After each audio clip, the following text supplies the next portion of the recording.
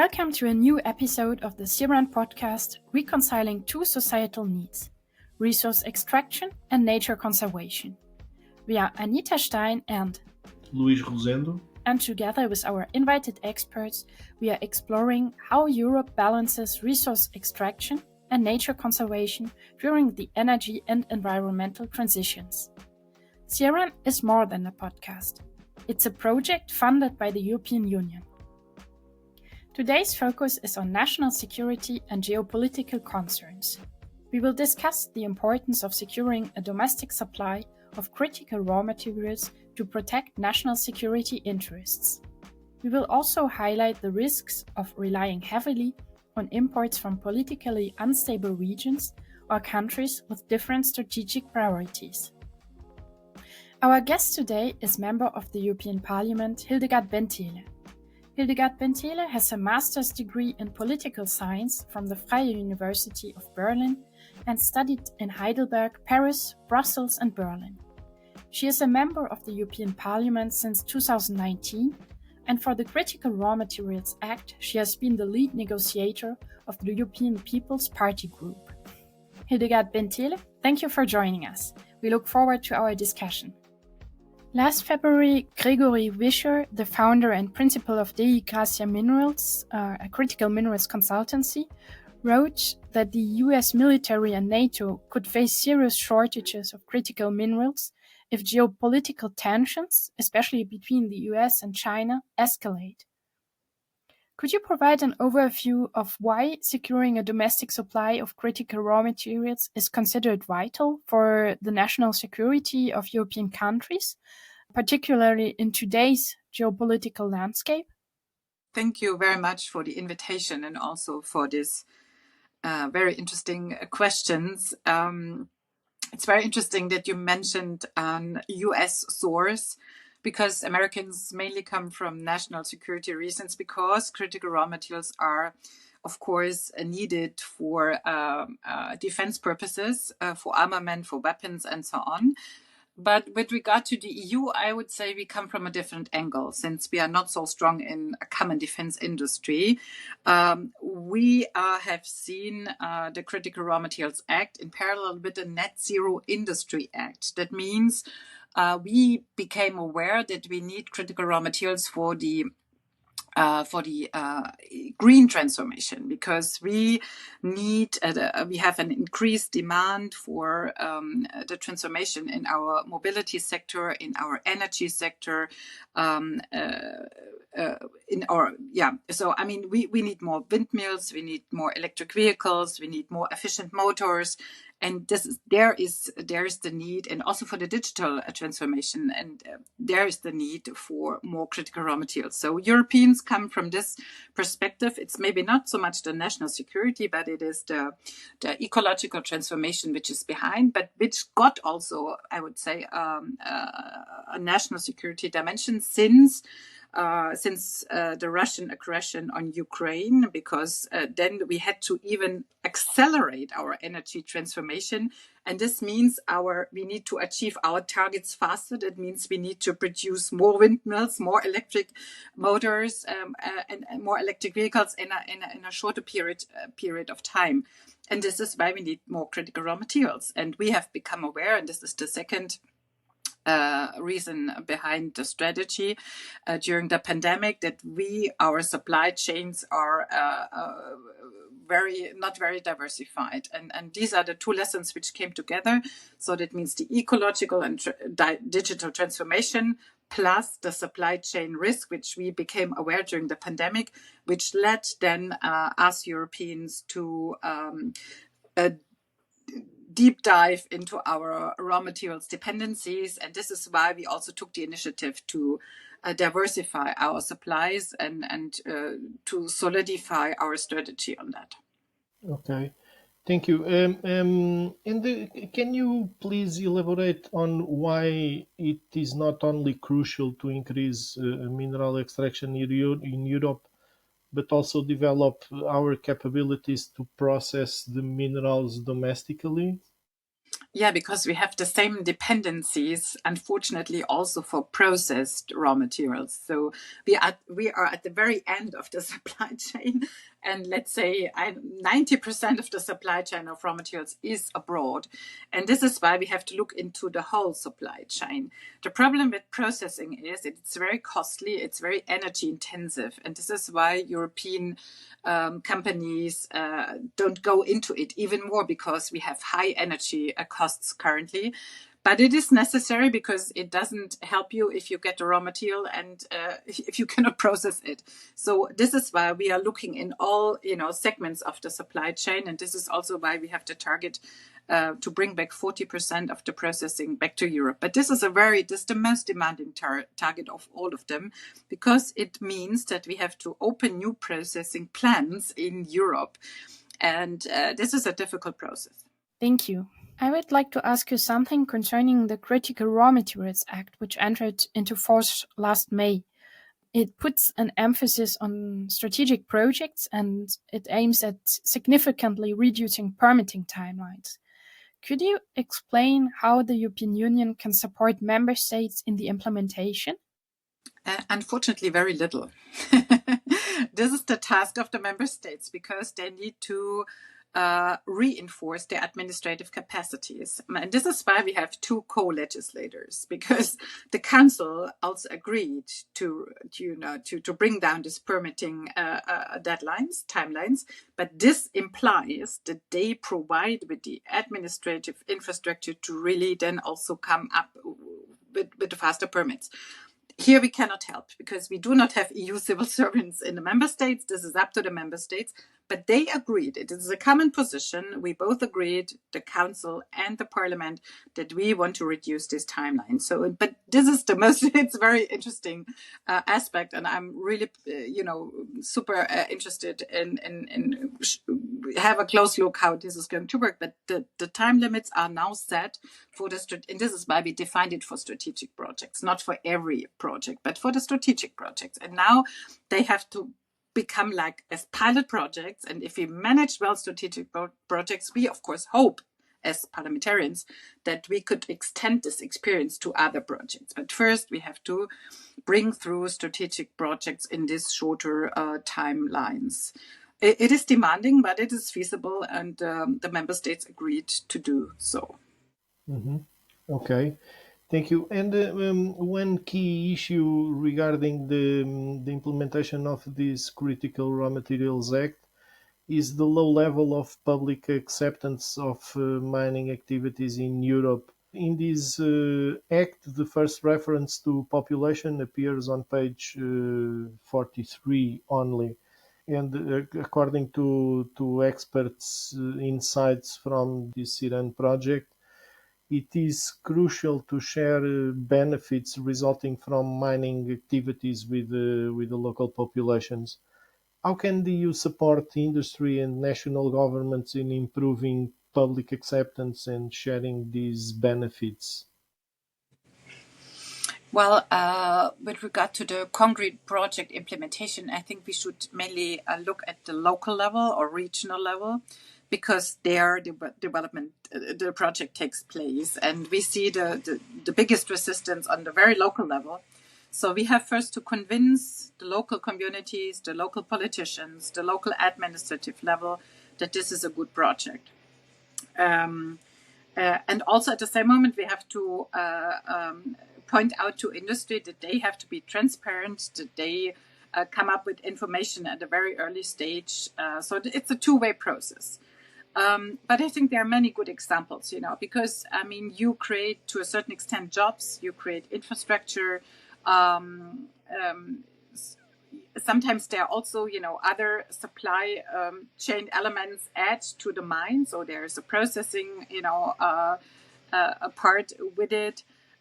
So it can become like a re-industrial project of a real industry project.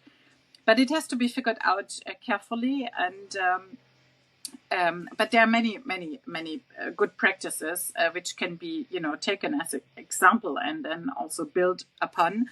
But there's always a risk. I mean, we have seen this in some countries, and I would say, in the EU, some states are more advanced because they have a mining tradition, so they know about projects. They are less sensitive, but countries like Germany, who have abandoned their mining tradition, and now to bring it back into regions where people live a different, lifestyle, and to bring back a mine is not easy. But it's not impossible, because if you explain properly for what purpose it is, and I mentioned the green transition, and also you have to be very clear about the alternative, because the alternative is critical raw materials from countries where there are no environmental, no social standards. And this is also something we do not want anymore, and our consumers do not want anymore. So if you come across with a very clear message and early and transparent information, then you can also counter the problem of public acceptance. But I agree, we have to explain and continue to explain why we need these critical raw materials and why we have this increase. But this is also why we balanced the Critical Raw Materials Act, because we also said we do not only need new resources, we also want to recycle, we want to substitute, and so on. We want to use waste. So it comes as a comprehensive package. Thank you. At the recent mining forum in Berlin, you were mentioning the need for a European-level fund to help finance mining infrastructure. Could you explain which role environmental sustainability and nature conservation should play in such a funding scheme? Well, I think in Europe we cannot go without any sustainability, examination, and this we have very clear rules how to establish sustainability. We have environmental assessments which need to be made. Which need to be made in advance. So no bank in Europe no public, no private bank would agree to a project without sustainability criteria. But we made clear that we do not want to add on what we have, because we think we have a very developed and very comprehensive set of rules how we can, assess environmental feasibility. So we just have to apply it, and I think this is, of course, comes as a package with the funding. We will not fund anything which is not sustainable, but I have very good trust and faith into the current practice of funding of the public and private banks. I would say they're even more cautious than in the past, and I would rather, push them for being a bit more risk averse but I think we have established practices and established criteria, and so this should be fine. I don't think we need to add anything on that. Mm-hmm. I don't know if I may ask regarding this topic, if this fund could be used, I don't know, maybe to balance some lack of price competitiveness of those mining or critical raw materials being exploited here in Europe with harder environmental conditions, and could balance that with price from other places, like a carbon contract for difference. More or less. Yeah, I understand. That's an interesting idea. It was not yet discussed, I have to say, because we look into the project funding, the regular project funding. It was not yet discussed that we would cover a higher price, a higher European price with regard to the global price, because also the global prices are shifting a lot. So it would be, I think, difficult, to adjust what would be the appropriate price also for sustainable mining. I think it's difficult because I think even, let's say bigger responsible companies would always say they do a sustainable mining, but this is the price they have to ask for. And we are not yet there. I think we have to see what are the prices for lithium mined in Europe. We have to see this. This will now be the question of the next weeks and months to see. There are projects coming up, but I also have the feeling, this we also have to test if, European companies are ready to pay a higher price because they get a secure supply. I mean, I don't think the state should immediately take this over. I mean, it's on the companies to have this reliable source. So they should take over the prime, the risk prime. That's what I would say. But we have to see how it's going to develop. If we do not have off-takers for European production, then we have to think again. But first, I would, try to sell, the European, and I think European mining is competitive also. Yes, I was thinking not quite on the market side, but on the confidence side for the populations, because if you have sorry, we found out already during this CIRAN project that populations are a bit suspicious, and they mention, for instance, somehow that we could opt for the growth strategies, and they don't, because they don't want mining, etc. And maybe with this fund could be a kind of commitment from the EU to say, no, we are securing these also in sustainable issues and environmental issues. No, I fully agree. We need to have a fund. I'm fully. We are asking for a fund in the act. This is for sure. I think we need a fund. And because currently we only have national funds, we have a German, a French, maybe an Italian, only national funds, which is also a bad start. I would go for a European fund that it's open to everybody and shows, as you said, a strategic idea, and that everybody has to contribute to that. So I hope, but we have heard now in the speech of Ursula von der Leyen, in their political guidelines, there will be a competitiveness fund. And I have not given up the hope. Maybe we can, we can put our raw materials fund into this competitiveness fund. That's now would be a smart idea. We have to develop this in the next month. I think now it's the moment to do this kind of things. The parliament was very clear. We want to have a fund. We want to have a European fund. We need money also because, as you said, as a signal to companies, but also to the Europeans that we mean it, as we say. And we also know that other competitors like the US, like China, is putting a lot of money into it. So it would come a bit not very, smart not to do anything. So I think we need to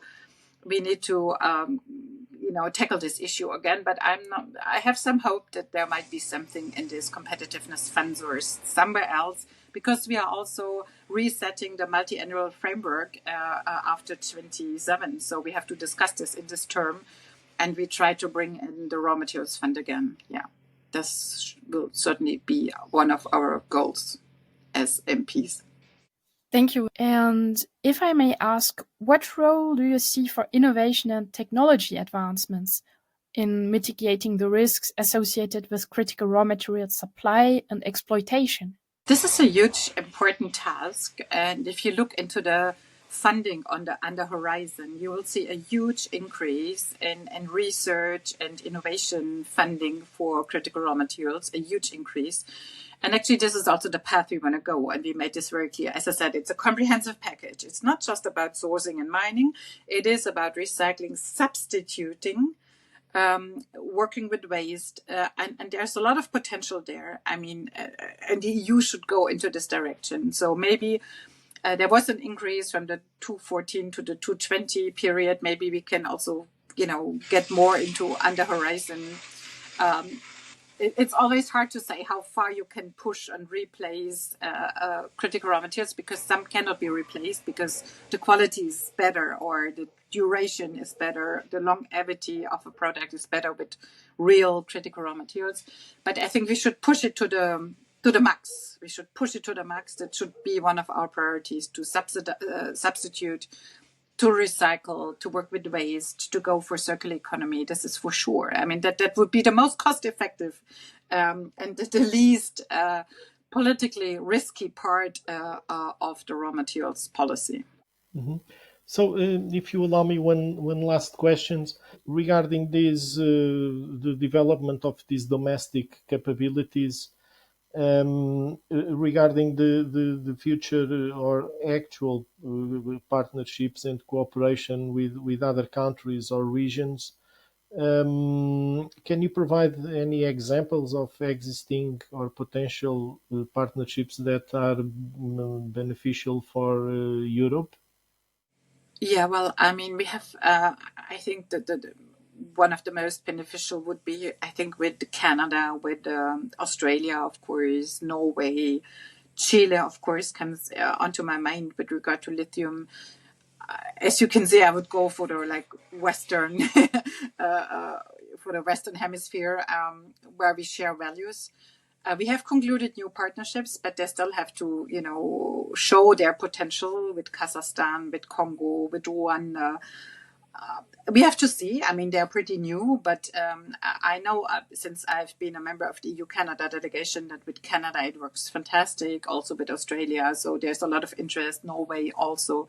So this is a very reliable partner, I would say. Also, we used to have, or we just concluded a very interesting raw material partnership with Ukraine just before the war break out. And that's a huge pity that we cannot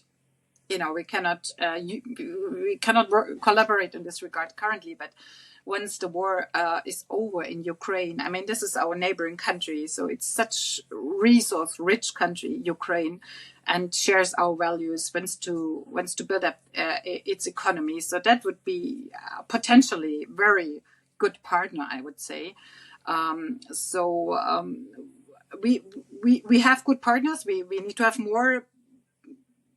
But it's really challenging. I think mainly in Africa it's challenging, and also if you look into Indonesia, there are more strings attached. I would say there's more competition also because China is already there, and they want to keep the raw materials for themselves. They have a lot of criteria. Also with Chile, it's not so easy.